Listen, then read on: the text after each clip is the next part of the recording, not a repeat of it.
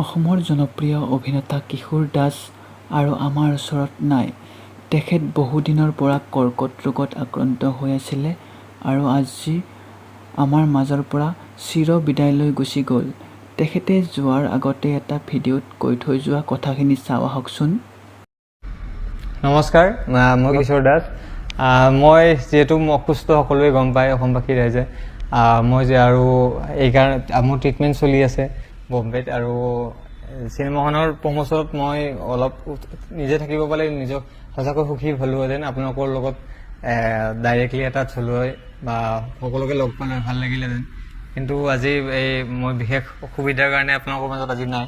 কিন্তু একো নাই, আপোনালোকে চিনেমাখন চাব, কাৰণ এখন মোৰ অসুস্থ হোৱাৰ শেষ ছবি আছিল, মানে লাষ্ট চিনেমা কৰিছিলোঁ এইখন।